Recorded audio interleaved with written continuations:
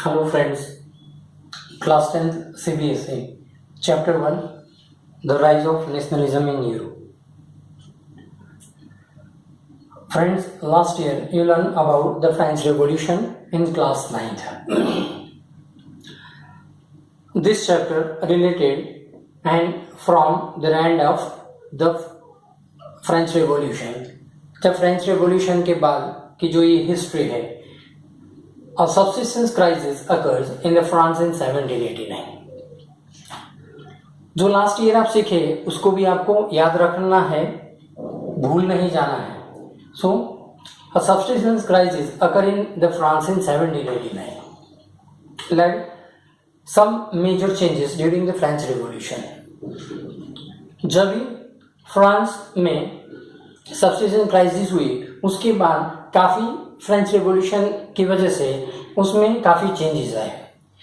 Now the changes here given, like first power transfer from monarch to common people, यानी monarchy खत्म हुई और common people के हाथ में पावर आ गई. सेकेंड, ब्रॉड न्यू फ्लैग्स, यानी एक नेशन का एक अलग एक सिंबलाइज फ्लैग होता है, इसी तरह वहां पे एक फ्लैग सिंबलाइज किया गया. Third, French become the national language, French को नेशनल लैंग्वेज एस्टैब्लिश करा गया. Fourth changes, new national anthem compose and taken oath, यानी एक नया नेशनल एंथम कंपोज किया गया और उस नेशन की के लिए ओथ ली गई. यानी कोई भी लीडर्स आज हमारे कंट्री के अंदर जैसे भी कोई रिप्रेजेंटेटिव सिलेक्ट होता है बाय द पीपल, तो वो भी आके स्टेज पे आके जब भी वो विन होता है तो आके फिर वो भी ओथ लेता है अपने नेशन के लिए. Fifth, society divide in 3 part. Last year से गया first estate, second estate and third estate. Sixth, general elected by the common people and renamed National Assembly, यानी कि लोग पीपल के द्वारा एक जनरल इलेक्शन हुआ और उसको एक उसकी एक नेशनल असेंबली फॉर्म हुई.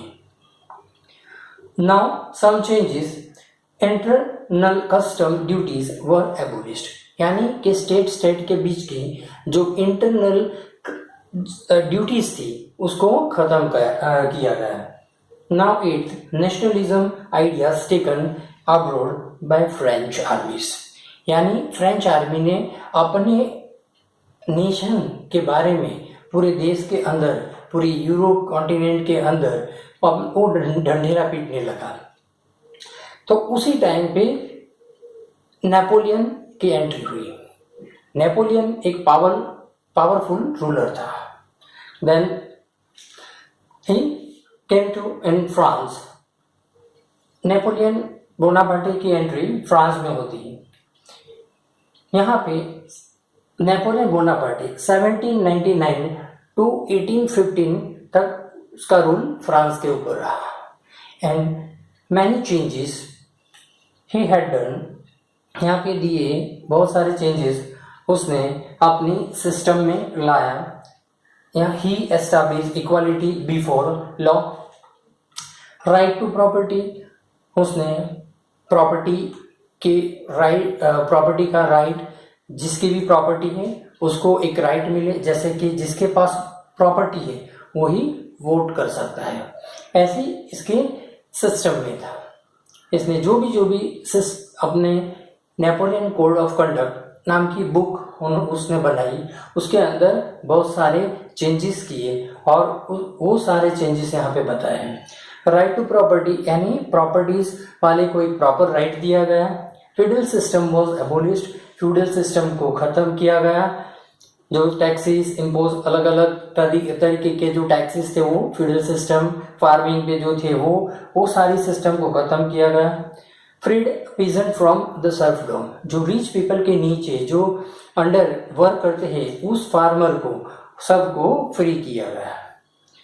गिल्ड रिस्ट्रिक्शन वर रिमूव, यानी कि जो ग्रुप के द्वारा लीडरशिप की जाती थी तो वो गिल्ड के रिस्ट्रिक्शन को खत्म किया गया. And transportation and communication were improve. तो वहाँ पे ट्रांसपोर्टेशन और कम्युनिकेशन रैपिडली चेंजेस हुआ। तो ये नेपोलियन के चेंजेस थे उसके नेपोलियन कोड ऑफ कंडक्ट की बुक के हिसाब से। अभी थोड़े नेपोलियन के ड्रॉबैक्स भी हैं। Now we learn about that drawbacks.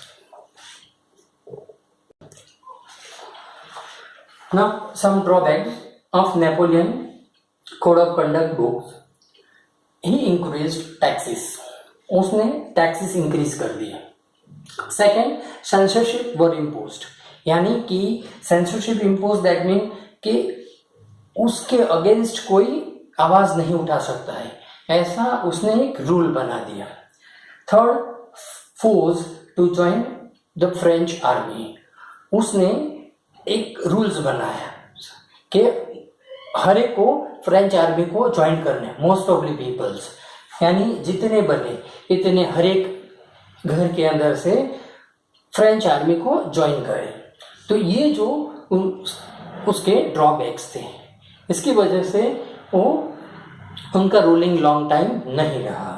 Then mid 18th century the division of societies were between 1750s to 1815। तो सोसाइटी में काफ़ी चेंजेस आए 750 से लेके 1815 के बीच तक। No independence nation because of the major diversity Europe. तो यूरोप में कोई इंडिपेंडेंट नेशन नहीं था, बिकॉज ऑफ उसका रीजन क्या था? Because of the more diversity in Europe.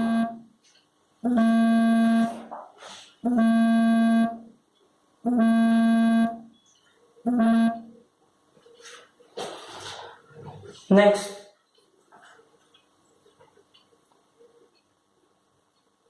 अभी हम फ्रेंच, इटालियन एंड जर्मन, उस टाइम पे वहाँ पे अलग अलग जो कंट्रीज थे उसके अंदर अलग अलग डाइवर्सिटीज थी। They have no proper language, no anthem, no flag, no custom etcetera. Then Europe divided in 3 parts: aristocracy, peasantry, middle class, etc. अब एरिस्टोक्रेसी के अंदर हम देखते हैं, एरिस्टोक्रेसी यानी कि जो रिच पीपल थे, जो पॉप्स थे और जो वहाँ के एकदम रईस लोग थे, वो उसको हम एरिस्टोक्रेसी बोलते हैं। लैंड ओइंग क्लास, जिसके पास लैंड होती थी। Second, the speak French language, वो लोग फ्रेंच को बहुत इंपॉर्टेंस देते थे, so they speak French language. Small groups, यानी उनके जो रिच लोगों का ग्रुप्स होता था, तो उनके स्मॉल ग्रुप्स थे। वो फैमिलीज कनेक्शन बाय मैरिज, यानी जो वो स्मॉल ग्रुप्स थे उनके जो मैरिज और वगैरह वही अंदर इंटर कनेक्शन के अंदर ही मैरिज वगैरह होता था। United common way in life, और वो एक रईस थे और कॉमन पीपल की तरह नहीं, पर जो एक रिच स्टाइल की लाइफ जीते थे। नाउ peasantry, यानी majority population of the French they were peasantry, farmers थे। They looked after the aristocracy's land, यानी जो रिच लोग थे उनकी लैंड की वो लोग देखभाल करते थे। Growth of industrialist and changes the world, यानी धीरे धीरे इंडस्ट्रीज में चेंजेस आया और वर्ल्ड में धीरे धीरे चेंजेस आया। सो उसमें से एक नया क्लास फॉर्म हुआ, मिडिल क्लास, कि उसके अंदर जैसे डॉक्टर, टीचर्स, लॉयर्स, तो ये सारे जो लोग हैं वो मिडिल क्लास में आते थे। Now idea Kemps their mind on cultures, traditions, language etcetera. तो उनके दिमाग में ये अलग अलग कल्चर्स के बारे में, अलग अलग लैंग्वेज के थोड़े ग्रुप्स होने चाहिए। तो इसकी वजह से एक नेशन वाइज इसका फॉर्मेशन होना चाहिए। Now please subscribe this video and watch carefully and share more and more student न इसके बाद हमारा सेकेंड पार्ट भी है, तो आप उसको भी जरूर देखिएगा। Okay, bye friends.